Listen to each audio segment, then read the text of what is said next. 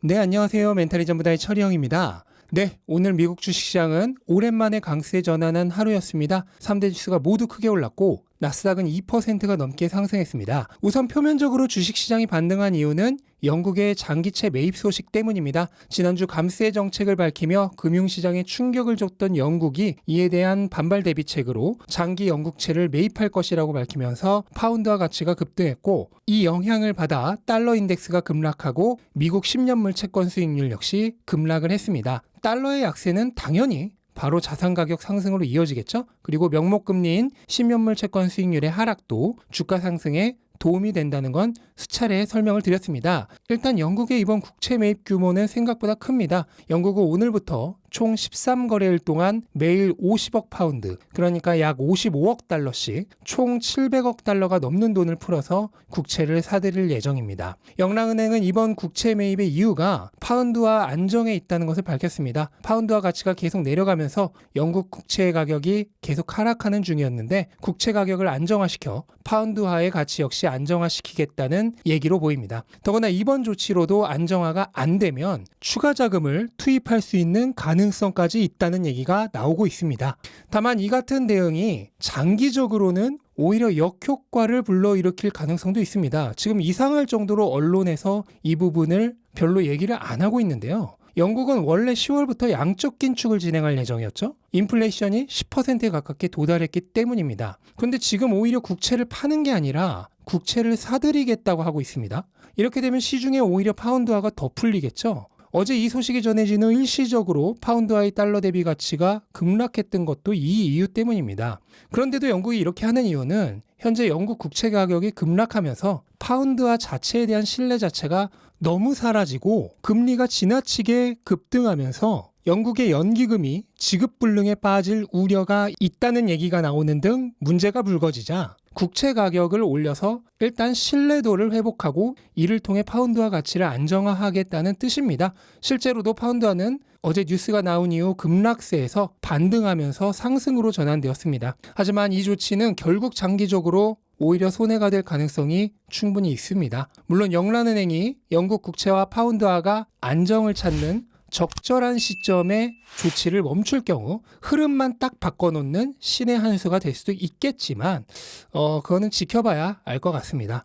네, 그리고 저는 어제 나온 이 소식에 사실 가장 주목을 하고 있었는데요. 겉으로 봤을 때는 안 좋은 소식처럼 보일지 모르지만 정말 기다리고 있던 뉴스가 나왔습니다. 바로 미국의 집값이 월간 기준으로 처음으로 하락한 건데요. 케이스 실러 지수에 따르면 미국의 7월 주택가격은 전년 대비해서는 15.8% 상승했지만 월간 기준으로는 지난달보다 0.2% 하락했습니다. 이게 별거 아닌 것 같지만 이건 2012년 2월 이후 10년 만에 처음 있는 일입니다. 이유야 당연히 치솟는 모기지 이자율 때문입니다. 미국의 평균적인 30년 모기지 이자율이 6% 중반대로 접어들었는데 이건 1년 전과 비교해서 거의 2배로 오른 것입니다. 이자율이 1년 만에 2배가 됐으니 돈을 빌려 집을 사는 것이 그만큼 어려워지고 이자를 감당하기 어려운 집주인들의 매도 물량도 늘어났을 겁니다. 따라서 집값이 떨어지게 되는 거죠. 이것은 얼핏 보면 그만큼 경기가 안 좋아지고 있다는 뜻이니 나쁜 뉴스처럼 보이기도 하지만 알고 보면 그렇지 않습니다. 현재 미국의 물가, 그 중에서도 에너지와 식품을 제외한 근원 물가가 잡히지 않는 가장 큰 이유가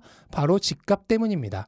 미국의 8월 근원 CPI는 6.3%로 그 전달에 5.9%보다 오히려 올랐는데 그 기저에는 높은 집값이 자리 잡고 있습니다. 집값 자체는 당연히 소비자 물가에는 들어가지 않습니다. 하지만 미국은 한국과 달리 전세 제도가 없죠. 대부분 자기 집이 아니라면 렌트로 살고 있습니다. 그런데 이 렌트비는 무엇에 영향을 받을까요? 당연히 집값에 영향을 받습니다. 집값이 오를수록 렌트비도 오를 수밖에 없죠. 또한 모기지 이자율의 영향도 받습니다. 이자율이 오를수록 집주인들이 그 부담을 임차인에게 떠넘기는 겁니다. 뿐만 아니라 미국은 자기 집에 거주하는 비용도 소비자 물가에 들어갑니다. 이걸 자가거주비라고 하는데 이 집을 내가 살지 않고 렌트를 주게 되면 얼마를 받게 될지가 물가에 포함이 되는 것입니다.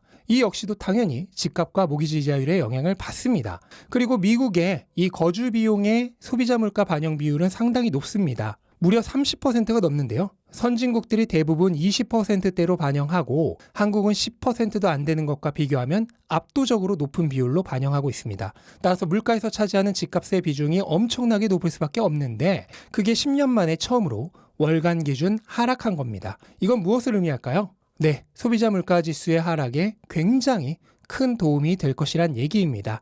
특히 에너지와 식품을 제외한 근원 CPI 하락에 도움이 되겠죠. 물론 이게 실제 물가에 확실하게 반영되어 눈에 띄는 성과가 나오기까지는 약간의 시간이 필요할 수 있습니다. 하지만 어쨌든 끊임없이 오르던 집값과 그로 인해 상승하던 거주 비용의 추세가 바뀌었다는 소식은 잠재적으로 대단히 좋은 소식이라고 생각을 합니다. 물론 표면적으로만 보면 이런 이유들은 전부 그만큼 나빠진 경기를 대변하는 소식들입니다. 하지만 현재 시장은 경기가 강하다는 굿 뉴스들이 오히려 인플레이션을 높이고 금리를 높이는 배드 뉴스가 되는 상황입니다. 반대로 경기가 나빠지고 있다는 게 확연히 보이는 배드 뉴스들이 인플레이션의 하방 압력으로 작용하며 금리 인상을 멈출 굿 뉴스가 되고 있습니다. 시장은 언제나 미래를 반영하기 때문입니다. 경기가 실제로 최악으로 나빠지는 시기에 오히려 주가는 반등을 시작한다는 사실을 잊어서는 안 됩니다. 따라서 지금은 빠르게 경기가 나빠지고 있다는 증거들이 오히려 시장에는 약으로 작용하는 시점인 것입니다. 네, 그런데 영국의 국채 매입 소식도 그렇고 미국의 집값 하락도 그렇고 뭐든지 표면적으로 보이는 것과 현재는 반대로 움직이고 있죠. 시장에서 기업의 가치는 사라지고 온통 인플레이션과 금리 정책에만 초점이 맞춰져 있습니다. 지금 시장은 철저하게 곰들이 활개치는 시장입니다. 이럴 때 자산의 미래 가치는 철저하게 무시되기 때문에 대부분의 좋은 자산들이 헐값에 거래됩니다. 트레이더라면 타이밍을 기다리다 반등의 시점을 정확히 노리는 것도 시도해 볼 수 있겠지만 장기 투자자라면 그럴 필요가 없습니다. 투자의 철학이 완전히 다르기 때문이죠. 장기 투자자는 자산의 현재 가격이 내재적 미래 가치보다 낮다면 안전마진이 오히려 증가하기 때문에 언제든 삽니다. 이 마인드를 유지하기 위해 가장 중요한 것은 내가 가진 자산의 정확한 미래 가치를 파악하는 일입니다. 이게 없으면 시장의 움직임에 흔들릴 수밖에 없습니다. 내 자산의 미래 내재 가치와 현재 가격의 격차를 정확히 보고 있는 사람에게 지금과 같은 약세장은 길어지면 길어질수록 오히려 더 행복한 시간입니다. 미래 가치 투자자는 일반적인 투자자들과 이처럼 시장을 보는 눈과 투자의 타임라인이 완전히 다른 사람입니다. 같은 경기장에 있지만 다른 시합을 뛰는 선수입니다. 나와 다른 거리에 달리기를 하는 사람의 페이스에 함께 휘말려서는 안 되겠습니다. 마라톤 주자가 바로 옆에서 100m 달리기를 하는 사람의 페이스에 휘말려 전력 질주를 하는 꼴이 되어버립니다. 나의 위치를 정확히 알고 투자 철학을 명확하게 만드는 것에 전력하시기 바랍니다. 그렇게 된 사람은 그 어떤 험난한 시장에서도 자신의 힘으로 홀로 살아남을 수 있습니다. 네, 이것으로 오늘 영상은 마치도록 하겠습니다. 영상 도움되셨다면 구독과 좋아요 부탁드리고 즐거운 하루 되시기 바랍니다. 감사합니다.